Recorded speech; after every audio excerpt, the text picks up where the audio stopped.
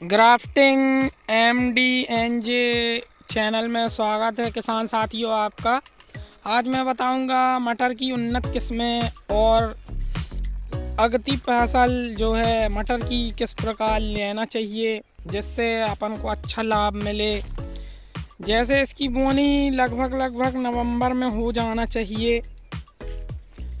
और मिर्ची मटर है, तुम्हारा सा स्वराज है, इस प्रकार की कुछ वैरायटियाँ होती हैं।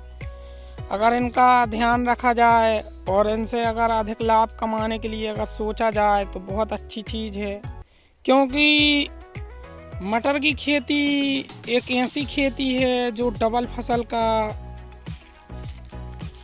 मिलने का अपन को चांस रहता है। जैसे मटर लगाने के बाद आप मूंग, उड़द या तिली वगैरह लगा सकते हैं, कोई भी अन्य फसल लगा सकते हैं। मटर के बाद अक्सर आदमी दूसरी फसल लगाने के लिए सोचता रहता है। और गेहूं बोलोगे तो फिर इसके पहले कोई फसल नहीं मिलेगी आपको। तो इसलिए मटर की खेती के लिए अच्छी गहरी जुताई कर लें किसान साथियों। लगभग इसको 2 से 3 बार जुताई करने के बाद मटर की किस्में जैसे कि स्वराज है और मैंने बताया मिर्ची मटर, इसमें 1 कुंटल मटर की अगर बोनी करना चाहते हैं आप तो लगभग इसमें 60 से 70 किलो DAP मिला लें। अगर अच्छी उपज चाहते हैं, अगर गोबर की खाद आपके खेत में नहीं है तो DAP की मात्रा से ये होता है कि मटर जो है जल्दी बाढ़ में रहता है। अगर खाद में कमी करेंगे आप, सिर्फ यूरिया डालेंगे तो यूरिया में कैल्शियम नहीं होता। इसको कैल्शियम और फास्फोरस की ज़रूरत होती है, जिससे ये न्यूट्रन वगैरह खींचता रहता है। यानी इसका खान पान जैसा होगा वैसा ये बढ़ता है। कोई भी फसल हो, मैंने देखा है कि फसल बढ़ाने के लिए जैसे बॉडी बिल्डर लोग अपना खान पान पे ध्यान रखते हैं, इसी प्रकार से जो है फसल की जो है इस पे अपन को फोकस करना रहता है। अपन किसान हैं तो DAP, क्योंकि कैल्शियम विटामिन इसमें सब पाया जाता है, तो DAP महंगी इसीलिए महंगी होती है क्योंकि वो फसल को ज़्यादा बढ़ाती है।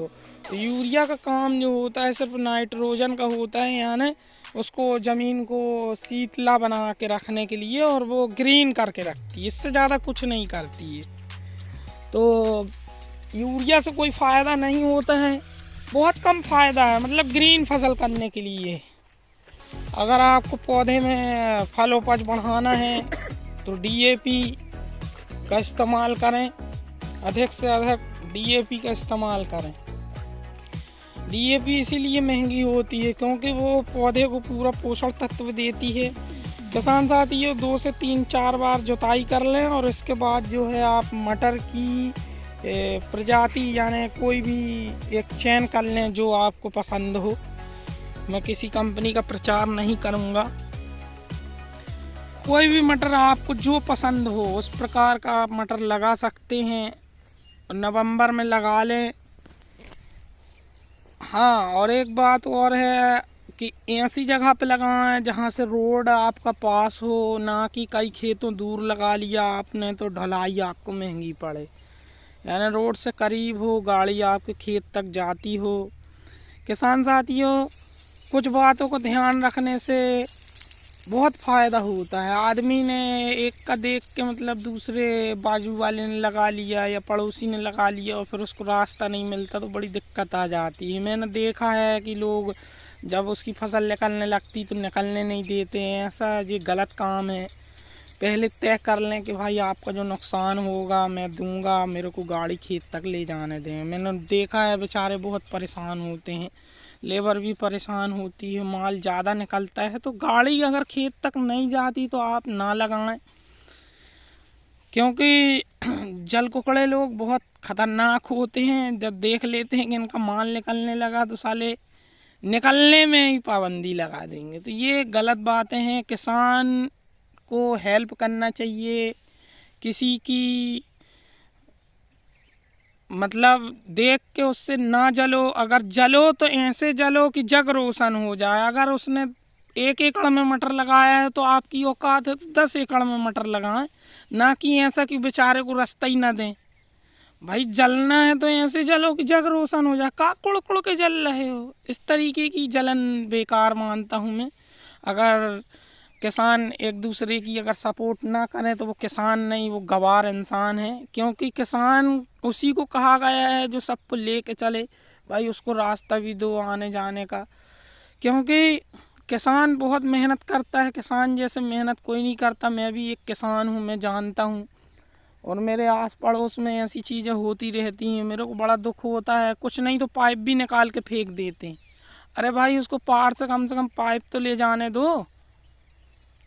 अगर पाइप नहीं ले जाने दोगे तो बेचारे की खेती कैसी होगी। नहीं, अब वो बेचारा लगा घूम के चक्कर काट के, ये सब ठीक बात है नहीं कहलाती। किसान साथियों, यूट्यूब पे आपको बहुत से ढेरों वीडियो मिल जाएंगे, लेकिन भाई मेरा वीडियो वो लोग देखें जिनको बिल्कुल समझ में नहीं आता। क्योंकि मैं तो ऐसा चाहता हूँ कि रियल वाला काम जो मेरे साथ हुआ है मैं बता रहा हूँ आपको।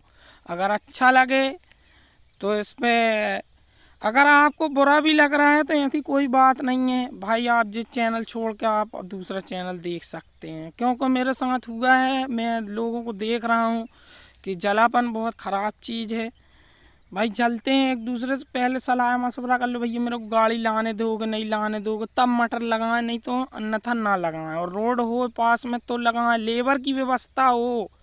ख़ास तौर से एक इसमें बड़ा प्रॉब्लम जब आता है, जब तोड़ाई का मामला आता है, तो लेबर पहले सेट कर लें। 2-3 किसान मिल के लगाएं, यानी 2-3 किसान ऐसे मिल के लगाएं कि भाई तेरा लग जाए, तेरा लग जाए, आज तेरा टूटेगा कल मेरा टूटेगा। तो इस तरीके से लेबर भी सेट हो सकती है किसान साथियों आपकी, और इसी तरीके से गाड़ी भी सेट हो सकती है, और इसी तरीके से आप लोगों का रास्ता भी सेट हो सकता है। तो मिलजुल के खेती करें अपने गाँव अपने प्रदेश में, तो बड़ा अच्छा सिस्टम बनता है। जलना इसको नहीं कहते, जलना तो भाई इसको कहते हैं अगर तुम जलते हो, वाकई में जलते हो, तो उसको रास्ता मत रोको। वो ये जलना नहीं है, जलना ऐसे जलो कि उसने 1 एकड़ में लगाया मैं 10 एकड़ में लगाऊंगा, तब तो आप जले हो, नहीं तो नहीं जले। मैं तो इन चीज़ों को गलत मानता हूँ कि रास्ता ही ना दो। तो किसान साथियों, खाद का ध्यान रखें। ख़ास तौर से अगर आपके पास गोबर की खाद उपलब्ध है तो मेरा तो ये कहना है कॉस्ट बचाने के लिए सबसे पहले गोबर की खाद जो है पूरे खेत में छिड़काव कर दें। उससे आपकी डीएपी यूरिया ये तमाम खर्चे बच जाएंगे। अगर आपके पास उपलब्ध है आप ख़रीद सकते हैं किसी से, 1000-1200 रुपये ट्राली आती है, तो वो तो बेहतर लगती है। क्योंकि डीएपी जो बहुत महंगी पड़ती है, 1600-1700 रुपये पर बोरी।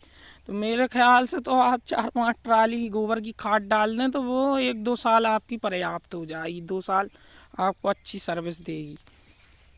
तो गोबर की खाद का प्रयोग करें, सिस्टम को बचाएं, और प्रकृति जैसे गाय है, गाय का पालन भी करें।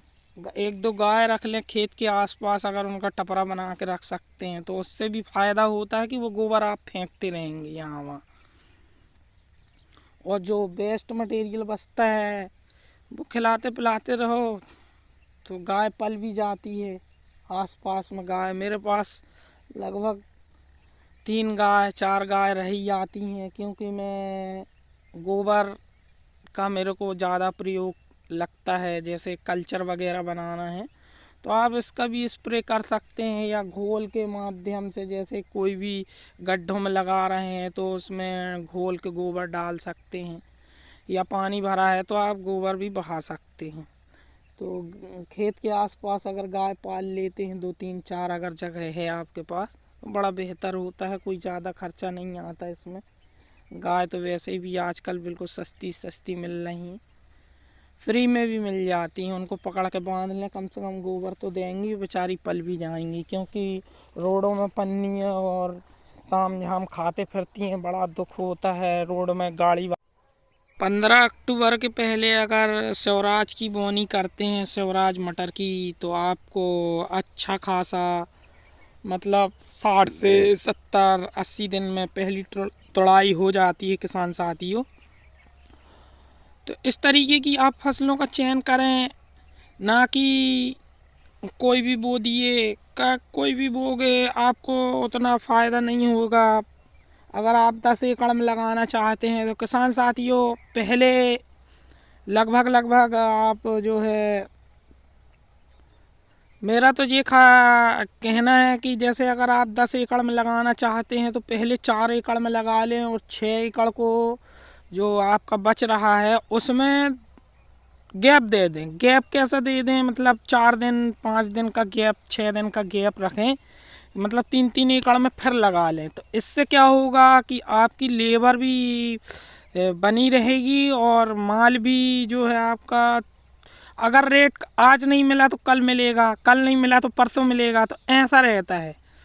हालांकि लेबर की अगर सेटिंग है तो आप एक साथ भी 10 एकड़ तोड़वा सकते हैं, एक साथ बोनी कर सकते हैं। मेन मसला होता है लेबर का, क्योंकि लेबर की तोड़ाई जो है आपके यहाँ कैसी चल रही, थोड़ा सा महंगा कॉस्ट आता है। पहले मटर बोने में फ़ायदा यही होता है कि लेबर मिल जाती है, सब कुछ मिल जाता है, सिस्टम बना जाता है, और बाद में भी यही होता है। तो 15 नवंबर के पहले बोनी कर लेना चाहिए। इसके लिए मैंने बताया शिवराज का मटर जो है ये एक अच्छी प्रजाति का मटर होता है, इसको बो के आप ट्राई कर सकते हैं। मैं प्रचार नहीं कर रहा हूँ कंपनी का, मैं फिर बोल रहा हूँ, आपको जो उचित लगे मार्केट में। और नई नई वैरायटियाँ आ रही जैसे श्री राम वालों की हैं, बहुत से हैं, मिर्ची मटर है, एक सी एक वैरायटी हैं, हर बार चेंज होती रहती हैं। लेकिन मेरा जो तजुर्बा है तो मैं अपना तजुर्बा शेयर कर चुका हूँ, आपको बता चुका हूँ। अब आप इनमें से कोई सा भी मटर लगा सकते हैं। और एक इसमें सबसे बेस्ट बात ये है कि मटर की कुछ वैरायटियाँ जो होती हैं वो पीछे आती हैं। जैसे मिर्ची मटर जो है लेट आता है, बहुत लेट आता है जी। इसकी फल्ली बड़ी होती है, इसकी खूबसूरती होती है, शाइनिंग वगैरह सब होती है, पर ये थोड़ा सा भारी होता है, भारी होता है। ये हल्की ज़मीन के लिए नहीं होता है। हाँ, ब्लैक मिट्टी अगर आपके पास है, जैसे ये खेत में है ब्लैक मिट्टी, ब्लैक मिट्टी में अच्छा सरवाइव करता है, जो बढ़िया विकसित होता है। तो मेरा तो ये कहना है कि एक कंपनी के माध्यम से आप एक पे ना रहें। अगर आप 10 एकड़ में लगाना चाहते हैं तो 2-2 4-4 एकड़ में हर वैरायटी लगाएं और उसका डेटा लिख के रखें। उससे आपको आने वाले समय में बहुत बड़ी जानकारी हासिल होगी, क्योंकि याद नहीं रख पाता कोई। मेरे साथ भी ऐसा कई बार हो चुका है, इसलिए मैं आपको बता रहा हूँ कि जौन सी वैरायटी लगा रहे हैं उसको एक रजिस्टर बना लें। रजिस्टर में नोट करते जाएं कितनी तारीख को लगाया है, इसमें कितना खर्चा आया, मतलब एक पूरा डेटा लिखें उस प्रजाति के बारे में। राज की प्रति एकड़ जो है 105 कुंटल से लेके 125 कुंटल की उपज होती है युवराज का। ये एक अच्छा रिजल्ट है। इसके पहले भी और मटर लगा के देखे हैं। ये आप सही सुन रहे हैं, 105 से लेके 125 प्रति कुंटल के मतलब प्रति एकड़ के हिसाब से कंपनी का इसमें पूरा फुल गारंटी वारंटी है। मॉर्गन कंपनी, युवराज, और ये सब 5 किलो के पैकेट उपलब्ध हैं मार्केट में। 1 एकड़ में लगभग करीबन ये 30 किलो कंपनी कहती है कि पर्याप्त हैं साइंटिस्ट के मुताबिक। अगर आप इस तरीके से करना चाहते हैं, थोड़ी बहुत आगे पीछे कर सकते हैं। अब करते हैं इनके मूल्य रेट की बात, तो लगभग ये 150 रुपये प्रति किलो के हिसाब से मार्केट में मिल जाता है आपको। लेकिन देख के लें कौन सी कंपनी का है, इसमें भी डुप्लीकेट कंपनियां आती हैं, लोग सेलिंग करने के लिए कुछ भी छपवा देते हैं। फॉरेन कंपनियों के जो मार्जिन वाले होते हैं, यानी उनमें प्रिंट आउट लिखा रहता है पीछे, वो ज़रूर चेक करें कि कोई लोकल बंदे ने तो नहीं बनवाया है, ये वाकई में बाहर का है कि नहीं है। क्योंकि मार्केटिंग के लिए आदमी जो है आजकल डुप्लीकेट काम ज़्यादा कर रहा है। और जो फॉरेन कंपनी हैं उनका काम बताना सही बताते हैं वो लोग, ऐसा नहीं है कि वो लोग, लेकिन जो बीच में जो विक्रेता होते हैं इनका फंडा अलग चलता है कि ये लोकल माल लेके जो है भर्ती करवा देते हैं उसकी कॉपी बनवा के। तो किसानों को बहुत अच्छे से जांच पड़ताल करके माल ख़रीदना चाहिए, क्योंकि मार्केट में अच्छा किसी किसान का माल आया तो ये लोग पूरा ले लेते हैं और फिर पैकिंग करवा के बेचते हैं। तो इन चीज़ों का ज़रूर ध्यान रखें, कम से कम ना हो तो। आजकल तो ऑनलाइन का काम भी चल गया है, आप ऑनलाइन भी बुलवा सकते हैं मटर वगैरह। मटर क्या, हर चीज़ ऑनलाइन आती है। तो आप 10-5 किसान का एक टोली बनवा लें, उसके हिसाब से खाद भी आपके गांव शहर में पहुंच सकती है, उसी के माध्यम से बीज भी पहुंच सकता है। क्योंकि ऑनलाइन सिस्टम और इसमें भी धोखाधड़ी है, तो एक बार आपको थोड़ा सा पहले संपर्क बनाना पड़ेगा कंपनियों से। 5-6 किसान मिलके इकट्ठा जो है भाई, मेरा तो ये कहना है कि सीधे जो है 300-400 बोरी का जो रैग होता है, इस तरीके के अगर किसान हो जाते हैं, जैसे कि एक गांव में 150 किसान या 200 किसान या 300 किसान हैं लगभग, अगर उनकी पूरी टीम बना ली जाए तो उससे फ़ायदा ये होगा कि आपको रैग जो है सस्ते में होलसेल रेट में मिल जाएगा, पूरे गांव वाले लगाएं। और इसी तरीके से खाद का रैक भी उतार सकते हैं। इसी तरीके से मतलब इस तरीके से जो है आपको दवाई से लेके बीज से लेके सब जो है होलसेल में मिलेगा और कंपनी का माल मिलेगा। तो ऐसा नहीं कि एक ही गांव में हो जाएंगे भाई, आपको 2-4 गांव में ऐसे एक संस्था टाइप की बना ले किसान तो बहुत अच्छा रहेगा। उससे फ़ायदा ये होगा कि आपको होलसेल रेट पे ही माल मिलेगा। तो रैक उतारने में फ़ायदा है, अगर पूरा रैक का रैक जो 300 बोरी 400 बोरी का अगर आप लोग ले लेते हैं तो उसमें अधिक फ़ायदा होता है। जैसे खाद वगैरह है, और ये पैकेट तो जो है आपके ये 5 किलो के पैकेट आते हैं, तो इसके लिए भी वही रहेगा कि आप जितना क्वांटिटी कंपनी से ज़्यादा मांगोगे उतना आपको प्रॉफिट होगा। भाई आप लोग ये कह के ले सकते हैं, मतलब एक ही बंदे के नाम पे लें, सब लोग एक साथ पैसा लगाएं और एक ही बंदे के साथ, तो उसमें ये होगा कि भाई वो होलसेल के नाम मटर है, पंत 3 मटर है, इस तरीके की प्रजातियों का आप चयन कर सकते हैं किसान साथियों।